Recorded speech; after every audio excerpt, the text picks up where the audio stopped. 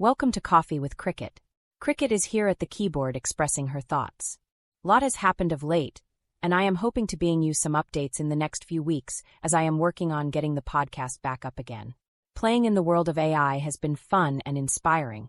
In the coming weeks, I will be sharing more about life and what has happened. I hope you will be patient as I am putting things together to share. Some will be tough to open up about, and others I hope will be inspiring. Okay, so let's unpack this. We're doing a deep dive today into something, well, incredibly human. Grief, remembrance, the stories we carry. That's right. Our source material really centers on the reflections of writer Cricket Fox after a personal loss, and her observations on how our culture often struggles with death. Yeah, it kind of forces us to look at legacy itself. Exactly. And the hook here is, well, it's fascinating. Fox actually found real comfort watching an NCIS episode, the one honoring Duckie, David McCallum's character. Right. It seems surprising, doesn't it, that a TV show tribute could resonate so deeply during actual grief. It does. Was it like the shared fan experience? Or maybe the storytelling itself? I think it was more about the template it offered. Real-life grief is messy, awkward. A scripted memorial, though, it gives a kind of blueprint for remembering thoughtfully. Okay, so that sets up our mission today, basically. What are the best ways to honor people we've lost?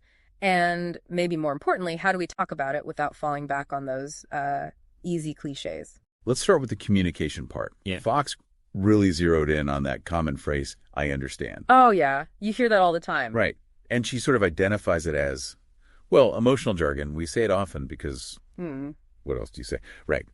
But it assumes we grasp a pain that's really unique to the person grieving. It's like losing their parent isn't the same as me losing, say, a distant relative. It creates a false equivalence. Precisely. It pretends our sadness is identical. Okay, but if you avoid saying, "I understand," don't you risk sounding cold or distant? How do you admit you don't get it without being awkward? Well, Fox offers an alternative. And it's actually, I think, much more powerful because it centers the person who's grieving. What is it?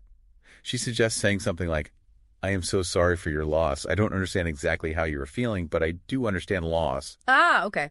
That validates their specific pain, but still connects on a universal level. It acknowledges the shared human thing of sadness. Exactly. Without claiming, their current agony. It's clear. That makes sense. And this whole idea of confronting loss, whether it's a character like Duckie or someone in our own lives, it forces us to think about our own mortality, doesn't it? What we leave behind. Absolutely. It brings it right into focus. And this connects directly to that profound idea from Duckie's character that Fox highlighted. The idea that a person dies twice. Yes, that concept. So the first time, that's physical, when the body stops. Right, the biological end. But the second death. That's when their stories stop being told. When people stop sharing the anecdotes, the memories, the lessons, that's when their influence truly fades. Wow, that completely reframes legacy then. It's not just about what you build or achieve, but about the stories people keep telling. It's almost a call to action for the living, isn't it? We hold the power over that second death. So honoring someone means actively keeping those stories alive, taking them with you? Precisely. It means carrying those shared times forward. Funerals, memorials. Maybe we should see them less as just sad events and more as crucial gatherings to exchange those vital stories. The very act that prevents the second death. Mm-hmm. And it shifts the focus to the life being lived right now, too. What stories are we creating? Okay, connecting this back to grief and acceptance, Fox mentioned another line that really struck her. Our pain is a small price for their peace. Yeah, that's a powerful perspective shift. It helps contextualize the grief.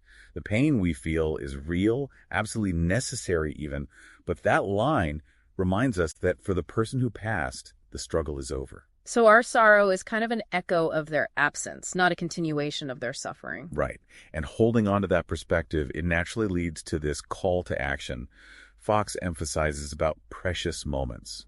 Now, in the present. The idea that we shouldn't waste them. Exactly. Why is it sometimes so hard, to just take a moment to say, "I love you," or tell someone they matter? Especially when we know loss is inevitable. It should drive us towards connection, not away from it. Right. Fox really pushes that love needs to be shown through action. Now, don't wait. The time to build those stories, those connections, is always the present. So wrapping this up for you, the listener, we've looked at legacy through stories. We've seen that this second death is Preventable, really, if we keep sharing the tales. It's in our hands. So building on Fox's reflections, maybe the final thought to leave you with is this. Since your legacy really hinges on the stories people tell about you after you're gone, what stories are you hoping they'll tell? And maybe even more urgently, what impact, what stories are you actively creating in the lives around you today? Something to really think about. Your actions right now, the influence you're having in this moment. Welcome back to the Deep Dive. Today, we're jumping into a really quite profound personal story. It's about grief, yes, but also about how something very structured. You mean like AFL, Australian rules football, and the Adelaide Crows specifically here? Exactly that. Yeah. How that whole tradition, that framework, actually helps someone navigate a really deep foundational loss. Yeah, we're following the journey of Cricket Fox after her husband, Phil, passed away. And their, shared passion for the Crows is our source material. And our mission today is to really understand the psychological side of this, the power of ritual when you're facing a crisis. Right. We're looking at how these established traditions, like, say, going to the Adelaide Oval for the game. Which they obviously love doing together. How that shifts. Yeah. From being pure joy, maybe, to being quite painful. A sight loaded with memory. And then, crucially, how someone can actively choose to transform that same physical place, that same routine, into something positive. A site of remembrance, maybe even resolution. Okay, so that first step back must have been just agonizing. But she writes that she knew she had to deal with the ghost. So she went. The very first home game after Phil died. And there's this detail, it kind of punches you in the gut with sweetness. Ah, I think I know the one you mean. When she went through the gate, the worker scanned her pass and then scanned Phil's pass too. Yeah, just a silent acknowledgement, wasn't it? Totally. That the tradition, their bond, it still involved both of them, even with him not physically there. It's those small moments, those acts of community witnessing that can be so incredibly vital. But that didn't just magically fix everything for future games, right? No, not at all. As she points out, even though the stadium was there, the games were happening, she still hesitated. She stalled. And that's where this idea of anchoring comes in. Precisely.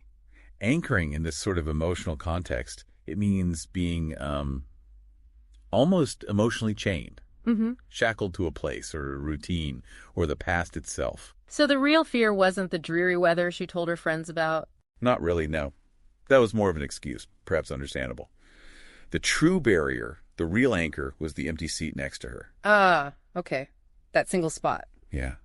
That constant, physical, unavoidable reminder of all those shared moments, the cheers, the groans, everything. Facing that seat meant facing the full weight of his absence, every single siren. And their history with the Crows, it wasn't just casual spectating, was it? No, far from it. The intensity of that grief, that connection to the seat, it makes sense when you understand how deep the tradition ran. She talks about crafting those huge team banner. The big fabric ones they hang up. Yeah, like the grand final banner and ones for the Lady Crows, too. All that laughter, the hard work, doing it with their friends. That paints a picture, doesn't it? It wasn't just 90 minutes of footy. It was a whole shared life, shared effort woven into the club. Exactly. These weren't just games. They were like shared projects, shared commitments. And when rituals are that rich, that layered with shared experience, they become incredibly potent carriers of memory of the person who's gone.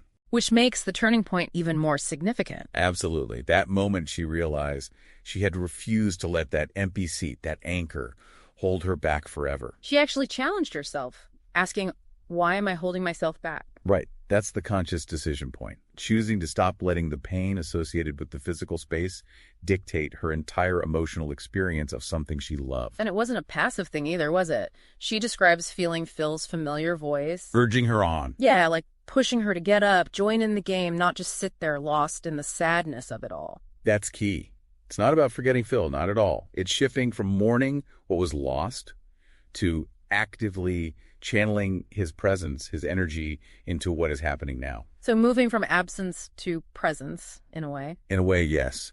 And this kind of big internal shift often needs a catalyst, something specific to help it lock in. And she had one. She did. A really concrete moment. She was watching Tex Walker, Crow's legend, effortlessly kick a goal during the showdown, that big rivalry game. high stakes. Very. And in that moment of skill, of team success, she didn't just see the goal. She instantly heard Phil cheering in her mind, felt his excitement, his pride. Ah, so his spirit wasn't trapped in the empty seat anymore. Exactly. It was suddenly alive in the thrill of the game itself and the team's success, something they both always shared. That feels like the real definition of embracing legacy, doesn't it? Shifting the purpose of the whole ritual. It is, and you see it in her actions afterwards. She's actively planning for the last 2 home games. Gearing up for them. Yes, but not just as a grieving widow returning, more like an ambassador for their shared life. She's bringing a photo of Phil in his crow's gear. Making sure he's visibly part of the ongoing memory making. Precisely. And there's also this mature acceptance of change, which is important. What do you mean? She mentions understanding that a close friend will take over Phil's actual season ticket, his seat, next year. Okay, that's a big step. It is. It shows the physical space isn't a shrine anymore. It's part of a living, breathing communal tradition that carries on, and the torch is being passed, in a sense. And her final thought really sums it all up. I am Phil's legacy, taking him with me through this thing called life. It's powerful. Yeah, so this whole deep dive, it really shows how a shared ritual, going to the footy in this case, can transform. It goes from being this source of like haunting pain, That empty seat anchor, to becoming a practical working mechanism for carrying someone's presence forward with you. It's a complete repurposing. It really is. So maybe a final thought for you, the listener. If you have a cherished tradition, a routine, maybe it's a place you always visited together, a type of music, maybe it is watching a certain sport. And it's become painful now because of loss. Right. Instead of just letting it anchor you in that sadness of what's gone, consider this. How could you actively reframe its purpose? How could you shift it? Yeah. Shift it to consciously celebrate and carry the spirit of that loved one forward through the activity. Making that choice, that active shift, well, that's how you turn grief into a living, breathing, positive legacy. Thank you for joining me today for this journey. As you can see, life has thrown me a huge curve. It is a challenge each day to sometimes just get dressed, and have a coffee is all I can do. Other days I get so much done, dinner time rolls around, I am ready to relax. Thanks for listening. I hope that I gave you something that you can pass on to someone who has gone through something similar.